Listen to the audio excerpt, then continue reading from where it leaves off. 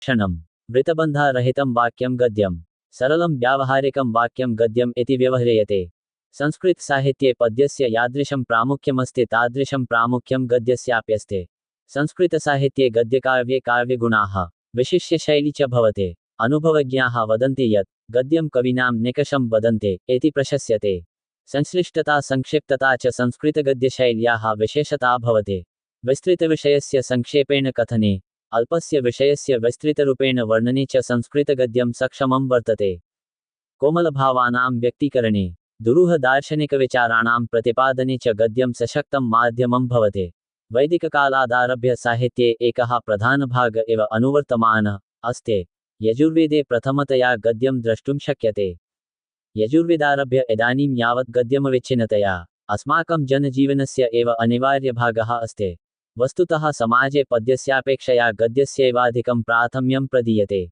रसानुभूतेः पद्यं व्यवहाराय च गद्यं वर्तते। अपादः पदसन्तानो गद्यमाख्यायिका कथा अर्थात् गणमात्राणेयमहिनः अपादः। एतादृशः पदसन्तानः सुप्तिङन्तपदसमुदायो गद्यमिति दण्डिना भणितम्। आधुनिकलोके पाश्चात्यरीतिमाश्रित्य सरलं व्यावहारिकं गणमात्राणेयमवर्जितं वाक्यं गद्यम् इति व्यवह्रियते। गद्ये विषयस्य प्राधान्यं भवते। गद्यकाव्ये अपि माधुर्यं सरलता च अनुभूयते। गद्व्यक्तायां वाचे इति धातोः गदमदचरयमश्चानुपसर्गे इति सूत्रेण कर्मणि यत् प्रत्यये सते गद्यम् इति शब्दः निष्पन्नो भवते। यस्य अर्थः अस्ति स्पष्टं कथनम् इति। गद्यते छन्दसां विना केवलं प्रबन्धैरेव विरच्यते इति गद्यशब्दस्य व्युत्पत्तिरस्ति। गद्यसाहित्ये उल्लेखनीयाः ग्रन्थाः एते सन्ति यथा वासवदत्ता कादम्बरी हर्षचरितं दशकुमारचरितम्। एतानि काव्यानि उच्चकोटिं भजन्ते। गद्यप्रभागः एकं वैदिकगद्यसाहित्यं संस्कृतसाहित्यं प्राचीनतम साहित्ये सर्वाधिकं समृद्धमस्ति। वैदिकगद्यं सरलं स्पष्टं च वेदेषु विद्यते। ब्राह्मणारण्यकग्रन्थेषु वैदिकगद्यस्य विकसितं रूपं प्राप्यते। उपनिषदां गद्यं सरलं ऋजु च अस्ति। पौराणिकगद्यसाहित्यं वैदिकलौकिकगद्ययोः समायोजनस्य कार्य पौराणिकगद्यं करोति। इदं गद्यं नितान्तालङ्कारिकं प्रसादपूर्णं च विद्यते।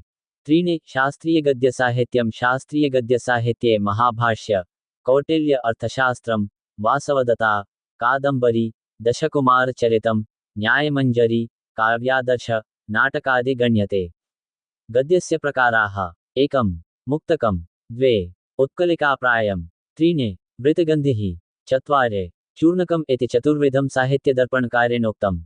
अन्ये तु कथा द्वे निबन्धः त्रीणि वर्णनं चत्वारि आत्मकथा पञ्च नाटकम् इति मन्यन्ते। संस्कृतगद्यस्य विशेषता एकं समासबहुला शैली समासबहुलैव ओजसः प्रधानं लक्षणमस्ति। द्वे भाषातत्त्वानां ज्ञानं संस्कृतगद्यमाध्यमेन छात्राः शब्दानां संरचनानाम् उपसर्गप्रत्ययसन्धिसमासादीनां च ज्ञानं सौविध्येन प्राप्नुवन्ति। त्रीणि गद्यपद्ययोः सम्मिश्रणं संस्कृतम् एका ईदृशी भाषा अस्ति यस्यां गद्यपद्ययोः प्रयोगः युगपदेव भवति। हितोपदेशपञ्चतन्त्रकथासरित्सागरभोजप्रबन्धाद्याः गद्यपद्यमिश्रितशैलीनां रचना सन्ति। चत्वारि विचारविनिमयसिद्धान्तयोः वर्णनस्य उचितमाध्यमं भावानामभिव्यक्तिः सारल्येन भवति।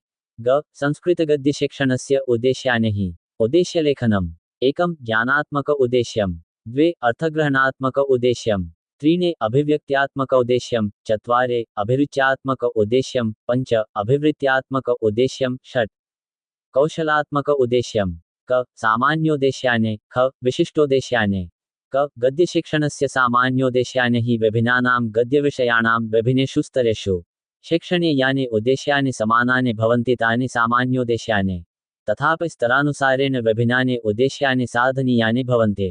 यथा एकं प्रारम्भिकस्तरे एकं संस्कृतशब्दानां परिचयः द्वे स्पष्टोच्चारण शुद्धोच्चारण कौशलस्य ज्ञानसम्पादनं त्रीणि शब्दभण्डारवृद्धिकरणं चत्वारि सरलसंस्कृतवाक्यानां प्रयोगस्य क्षमतोत्पादनं पञ्च सरलवाक्यानामर्थग्रहणं षट् संस्कृतभाषायामभिरुचिरुत्पादनं सप्त नैतिकप्रसङ्गात् छात्राणां चरित्रस्य निर्माणम् अष्ट भावग्रहणभावप्रकटनयोः ज्ञानसम्पादनं नव संस्कृतगद्यपाठाभ्यासः द्वे माध्यमिकस्तरे एकं छात्राणां शब्दज्ञानस्याभिवर्धनं द्वे गद्यांशानाम् अर्थग्रहणम्।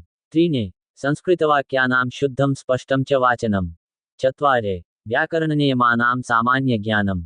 पञ्च कल्पनाशक्तेः विकासः। षट् रचनाशक्तेः संवर्धनम्। सप्त भाषणलेखनकौशलयोश्च विकासः। अष्ट सांस्कृतिकज्ञानस्य विकासः नैतिकविकासश्च। नव विशिष्टगद्यशैलीनां च परिचयप्रदानम्। एकं शून्यं विरामादिचिह्नानि अनुपालयन् गद्यपाठस्य दक्षतोत्पादनम्। एकं संस्कृतसाहित्ये अभिरुचिः। त्रीणि उन्नतस्तरे। एकं छात्राणां संस्कृतशब्दभण्डारस्य सूक्तिभण्डारस्य च विकासः। द्वे कल्पनाशक्तेः रचनाशक्तेश्च विकासः। त्रीणि धार्मिकज्ञानस्य दार्शनिकज्ञानस्य च संवर्धनम्। चत्वारि गद्यसाहित्ये अभिरुच्युत्पादनम्।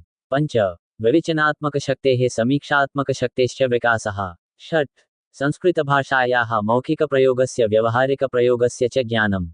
सप्त गद्यस्य विभिन्नशैलीनां परिचयः। अष्ट चतुर्विधकौशलेषु दक्षतोत्पादनम्। नव गद्यपठने प्रादेशिकभाषायाः प्रभावं न्यूनीकरणम्। घ गद्यशिक्षणे अवधेयाः अंशाः। एकं भाषाज्ञानाभिवृद्धिकरणं गद्यशिक्षणस्य प्रमुखं कर्तव्यम्। द्वे भाषाज्ञानाभिवृद्धिः भाषायाम् अधिकारसम्पादनम्। त्रीणि छात्रेषु एतत्सम्पादनार्थं प्रकारद्वयं पदजालं संवर्धनीयम्। तद्यथाः एकं भावग्रहणपदजालम्। द्वे भावव्यक्तीकरणपदजालम्। गद्यशिक्षणसमये छात्राः केषाञ्चन शब्दानामर्थान् सन्दर्भानुसारं जानीयुः। तेषां शब्दानामुत्पत्तिः व्यतिरेकशब्दान् नानार्थान् पर्यायशब्दान् कक्षायां शृणुयुः। एवं रीत्या शब्दानां परिचयानन्तरं छात्राः स्वीयसम्भाषणेषु रचनासु तान् शब्दानुपयोक्तुं दक्षाः भवेयुः। गद्यशिक्षणे स्पष्टोच्चारणकौशलं वर्णक्रमपरिज्ञानं पूर्णतया सम्पादनीयम्। गद्यस्य पठनसमये नेत्रेण दृश्यमानस्य वर्णक्रमस्य मुखेनोच्चार्यमाणस्य उच्चारणस्य समन्वयसम्पादनीयः। यदैकं शब्दं छात्रः दोषपूर्णतया उच्चरति तदा पठनसमये एव सम्बद्धवर्णक्रमं श्यामफलके विलिख्य स्पष्टोच्चारणाय प्रयत्नो विधेयः। गद्ये एकैकं वाक्यं स्वीकृत्य न बोधनीयम्। गद्ये एकस्याम् अन्वित्यां पूर्णोभावः अन्तर्भूतो भवति।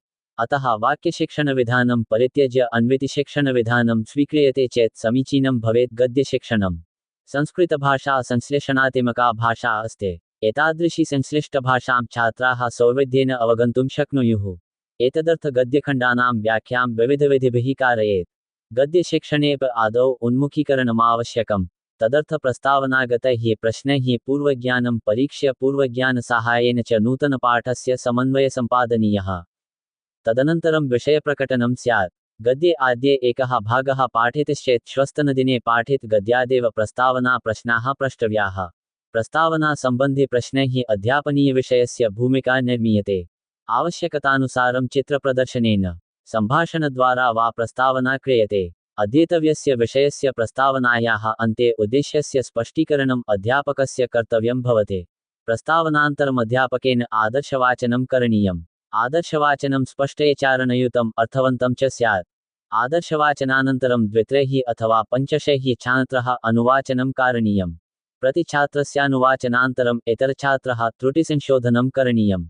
तदनन्तरं पाठप्रबन्धनाय काठिन्यनिवारणाय च प्रयुज्यमानाः विविधप्रविधयः यथा एकम् उद्बोधनविधिः, द्वे व्याख्यानं, त्रीणि प्रत्यक्षविधिः, चत्वारि अनुवादविधिः, पञ्च कोशविधिः, षट् प्रयोगविधिः, सप्त तुलनाविधिः, अष्ट व्युत्पत्तिविधिः, नव प्रसङ्गविधिः, एकं शून्यम् अभिनयविधिः, एकं टीकाविधिः।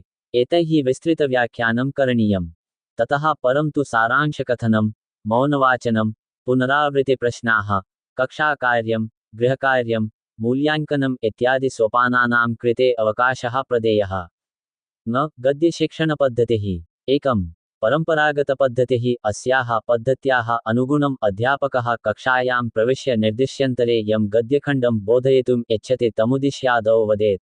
अध्यापकः स्वयमेकैकं वाक्यं पठन् कठिनपदानामर्थमावेदयन् व्याकरणादिंशनिवेदनपूर्वकं गद्यं पाठयेत्। पूर्वगाथा व्युत्पत्तयः इत्यादयः अंशाः ये केचन भवेयुश्चेत् स्वयं वदेत्।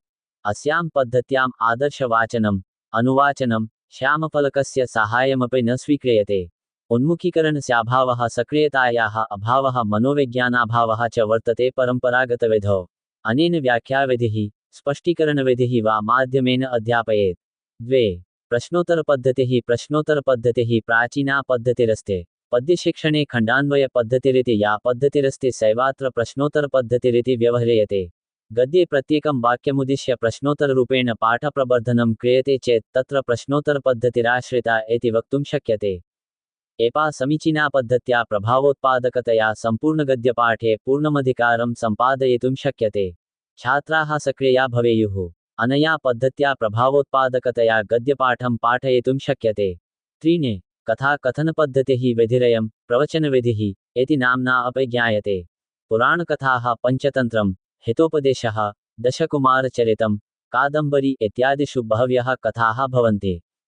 तासां कथानां बोधनाय एषा पद्धतिरतीवोपयुक्ता भवेत्।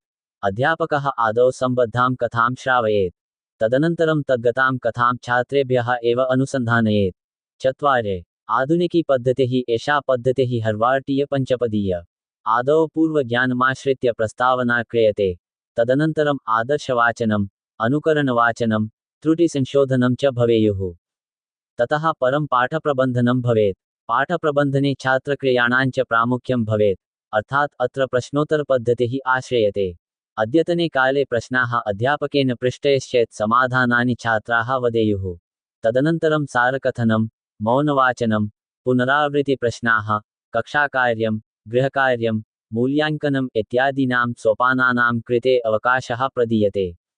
अनया मनोवैज्ञानिकी पद्धत्या छात्राः सक्रियाः भवन्ति। अधीते अंशे झटिति अधिकारं प्राप्नुवन्ति।